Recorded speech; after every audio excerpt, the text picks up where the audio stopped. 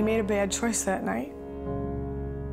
The Hoeflingers had it all, both doctors, he a neurosurgeon, she a forensic pathologist. 4 beautiful children, a wonderful home, a perfect life. Their oldest, Brian, was a high school senior, an A+ student, standout golfer, with dreams of becoming an orthodontist. In an instant, everything changed. In the early hours of February 2nd, Brian was likely on his way home when his car hit a tree. He died early that morning while his parents slept. Part of me died, part of her died, and you can't ever get that back. It's gone forever. In the days that followed, the Hoeflingers learned a terrible truth about their son, that he had been drinking that night. He made a choice to take a drink, and once he took that first drink, it's the alcohol making that decision. The Hoeflingers are still stinging from the perception in the days after Brian died that they were somehow in denial about the drinking. I mean, there is a component of shame, because that's how people think about that, you know, you know, it's hard to accept that. I'd like to put my son in the ground, as blunt and horrible as that sounds, before I address any issues of what happened that night. They're addressing those issues now in front of huge crowds. When this all happened to Brian, in a packed Ottawa Hills High School auditorium, they told their story. They don't think it can happen to him, and it can. They made a video of Brian's life and his death, pictures of him when he was little, family vacations growing up, and graphic police photos of the crash scene and Brian in his coffin.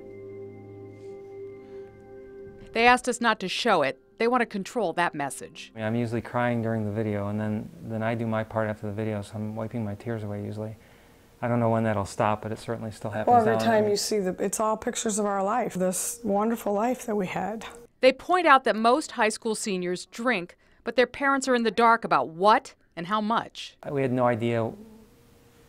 We thought, I mean, Brian's 18. Why would I not expect him to drink, you know, try drinking a little bit? But I didn't. Never dreamed it was vodka. Yeah, I didn't fathom they were drinking vodka and just, you know, pounding. So, and walking into a liquor store and buying it. There is an investigation into the circumstances surrounding the accident. The Hoeflingers will comment when it's finished.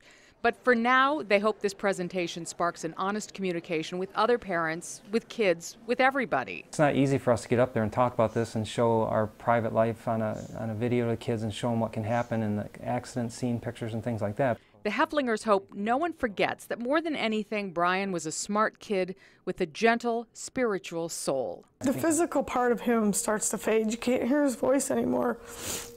You can't smell his cologne. And there's a fear that you will lose that tangible. You don't have the tangible anymore.